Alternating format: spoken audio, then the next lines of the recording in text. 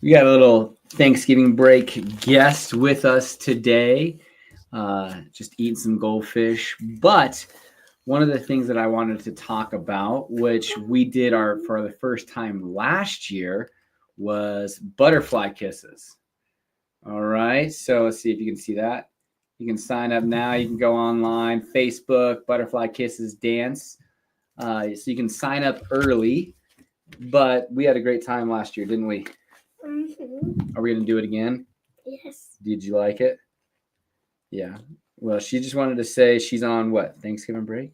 Thanksgiving break. Yeah, so she ain't in school right now. She gets to enjoy being home, and then I'm going to take her brothers to get a haircut here in a little bit.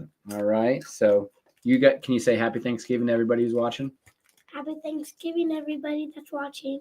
All right, baby. You go out.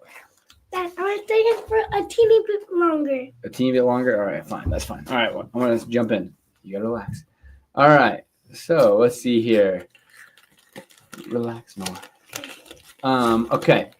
Well, let's see here. We're going to get started. One of the biggest paved trail systems in Fort Collins just had the last 18-mile stretch in Fort Collins get completed. And let's see here. I'm actually going to show you there is still a small section of trail that needs to be completed in 2025 between Timnath and Windsor, but this is a pretty fantastic trail system. So this is Bellevue. It's going to be a 45-mile stretch all the way from Bellevue to Greeley, 45 miles with an underpass over at I-25. And they just finished our last 18 miles in Fort Collins. And in early 2025, they will complete this last portion of the trail system. So pretty excited about that, especially if you're a big bike rider or just enjoy getting out. I mean, honestly, that's just 45 miles of paved trail. Spectacular. Let's stop talking. Don't watch the age.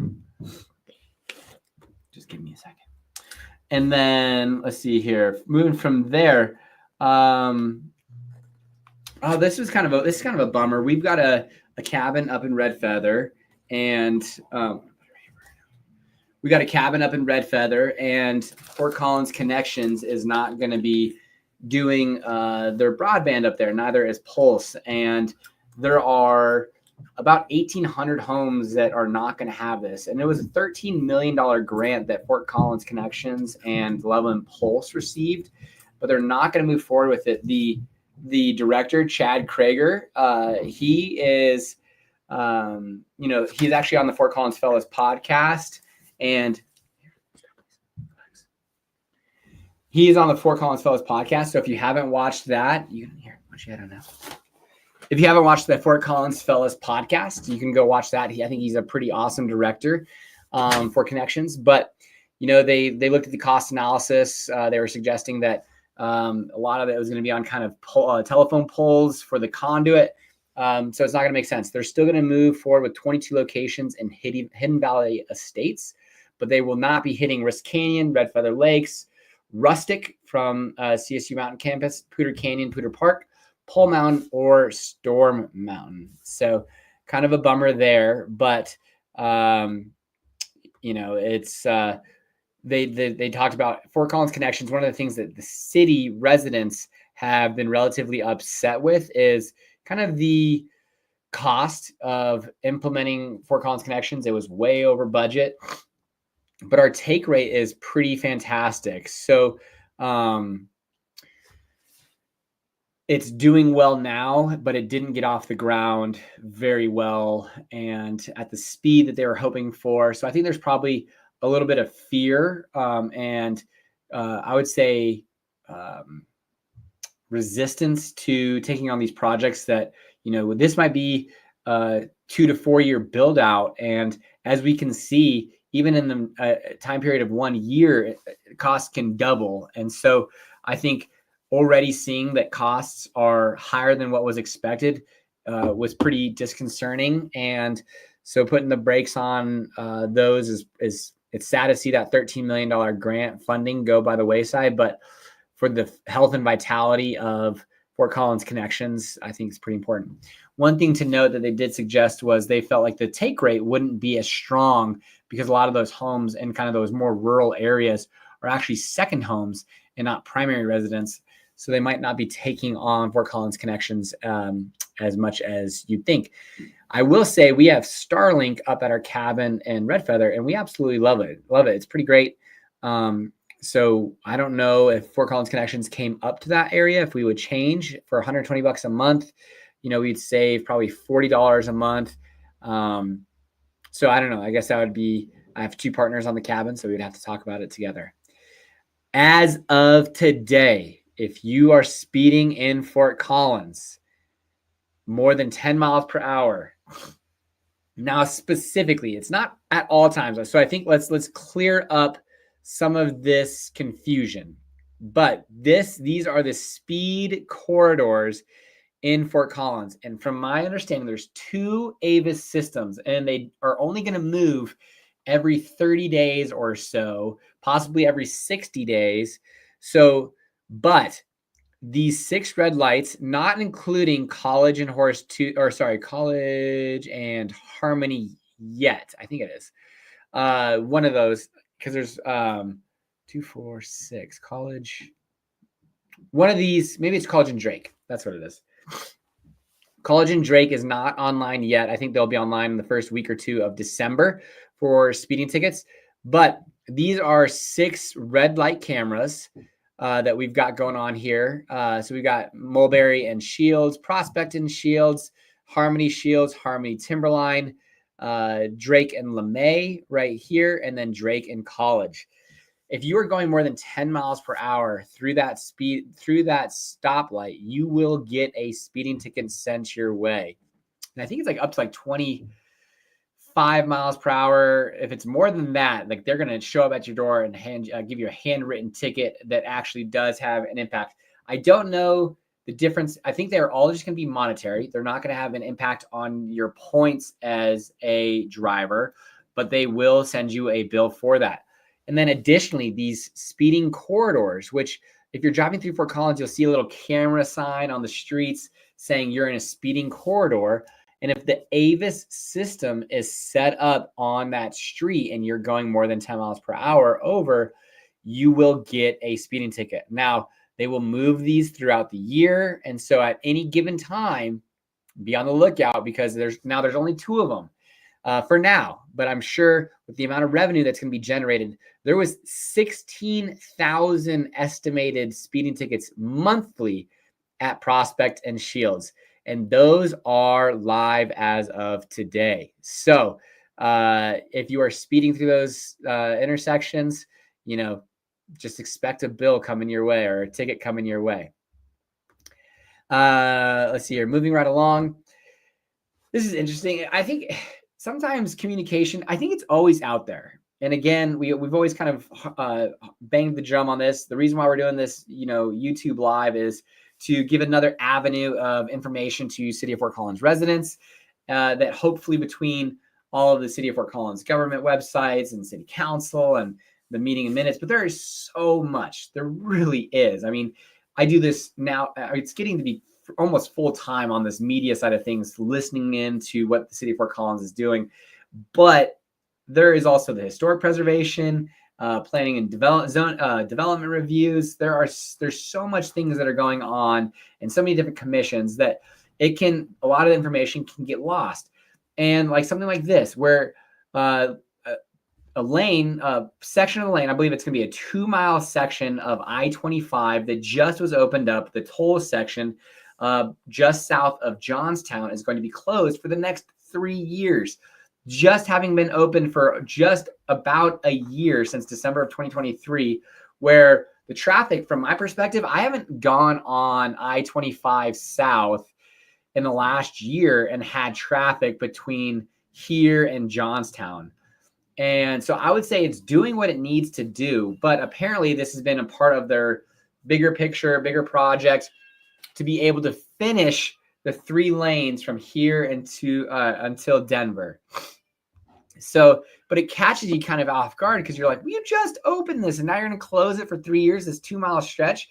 but apparently this was always a part of the project, and it's going to help the development of the bridges and overpass, underpass, and complete the 3-mile section. So hopefully in 2027, in 2027, we've got 3 miles or 3 lanes wide from here into Denver with no issues moving forward.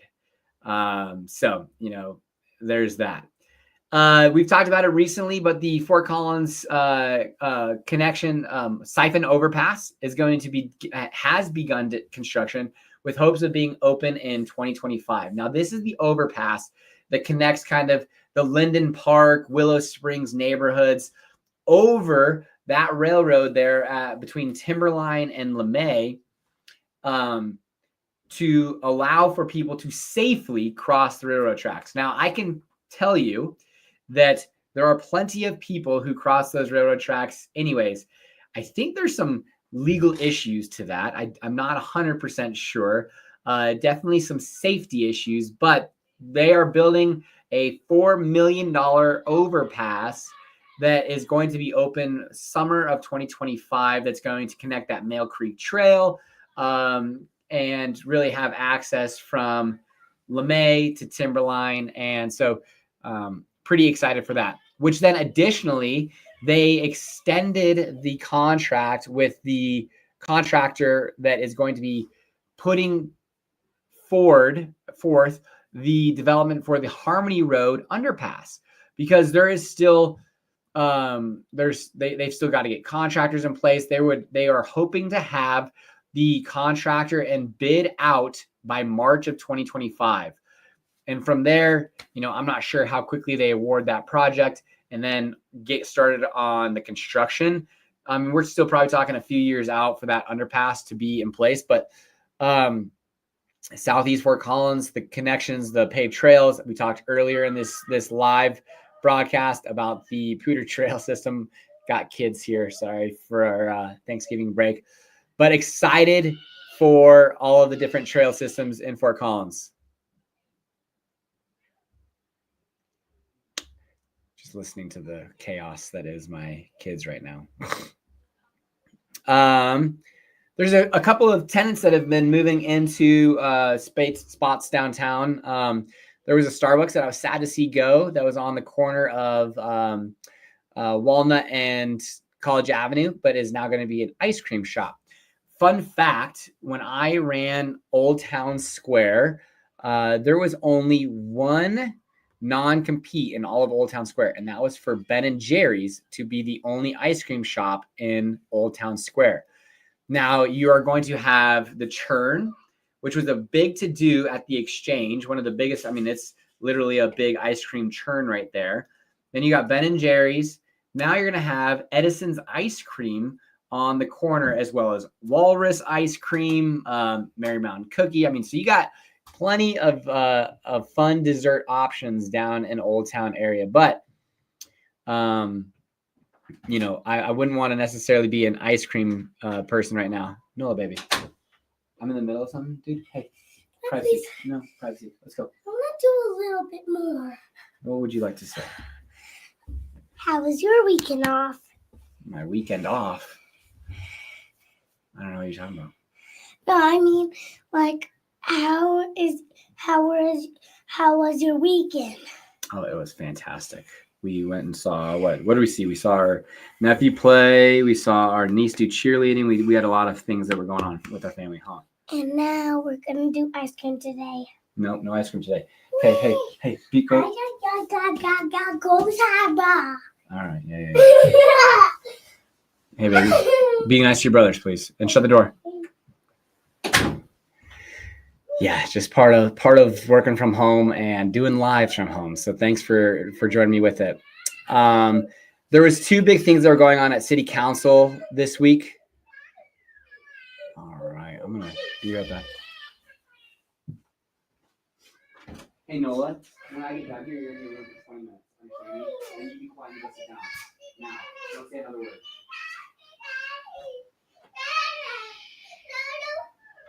Yes, I'm here. Go sit. I gotta go work.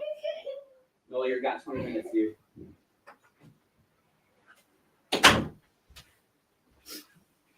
Whew. Gee whiz. Sorry about that. All right. City Council, we were going over some impact fees for developers, utility impact fees, transportation, capital expansion fees, and capital expansion fees. I think one of the most interesting things that was discussed here was that are we charging the right fees because of how Fort Collins is developing moving forward? And what I mean by that is there are 7 community parks and other community neighborhood parks, and a big portion of how they charge these parks is like, what would it cost today to build those? How many residents, and what should the cost be with these new developments, and what should their kind of impact fee be to accommodate for police, roads, all these kind of different things. So they basically have all these different inputs. And what the city council members are suggesting is maybe the inputs that we are having and the questions we are asking for these expansion fees aren't the right questions. And so there was 3 options. There was one that was based off of the study that was done in 2023 plus inflation. There was one alternative, 1B, that was that same study but expanded over 2 years to kind of widen kind of the brunt of that cost for expansion. And then there was one that was just purely inflation. And Kelly Olson was suggesting that he felt like we just got to charge the fees that are needing to be charged, not a penny more, not a penny less. And then Mayor Pro Tem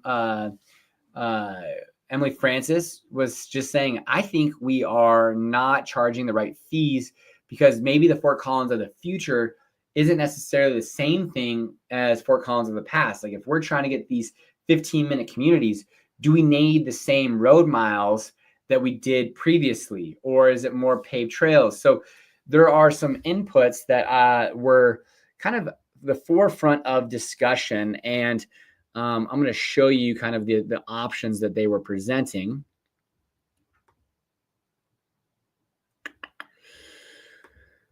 Here we go. So they began charging these in I think the early 90s, but there was a long time period between like 2000 and 2017 that there was another study that was done. And then between 2017, they wanted to have a study done every 4 years. Well, then that fell in between during the time of COVID, and so they kind of punted. So this is the first time they've done a recent study in 2023 that said, hey, there are significant increases to the cost of construction, and what is it costing us, like for electric transformers and all these different things that cost more than what they did. And so are we charging the right fees to developers to make sure we're recouping these? And so there was 3 different alternatives that they proposed. These utility fees were the same in all 3 alternatives. So utilities, these are what they are going up for developers. And so that was not a part of the alternatives. Here, though, is what they were suggesting for different options. This was the alternative one that was essentially just saying put all of the cost of the study plus inflation onto the developers. Here, it's let's spread it out over 2 years. So where is it? Here, let's look at right here. So you can kind of see they're all about half, 2%, 1%, 4.2% to 8.4%. So they're spreading it out over 2 years. Or let's just do inflation only and then relook at what our analysis is. And so this is purely what inflation was.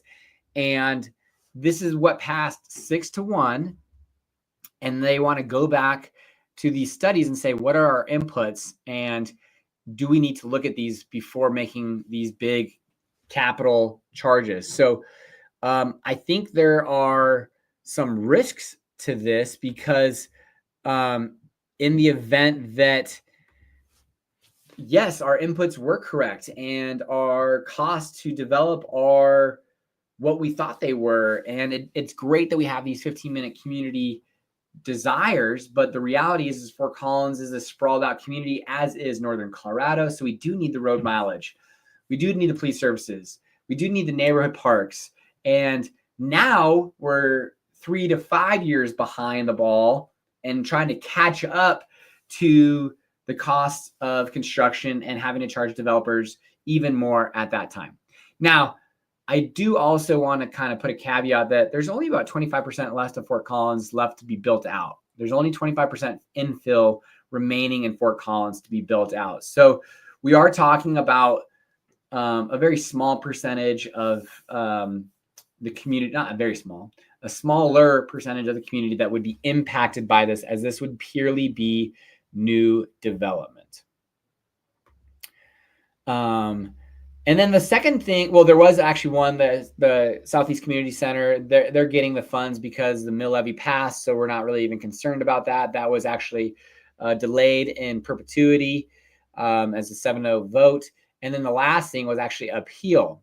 Now, I do have some intimacy with the Landmark Preservation Committee.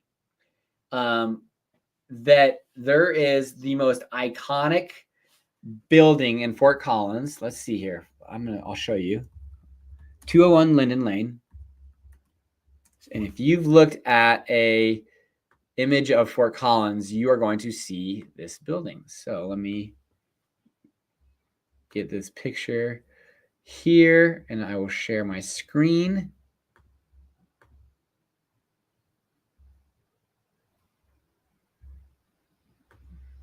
Here we go.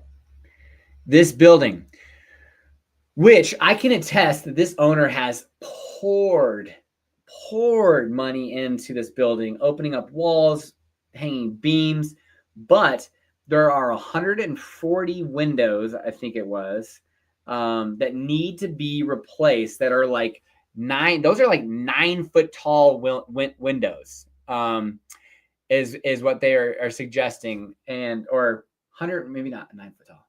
140 inches. I'm having some confusion.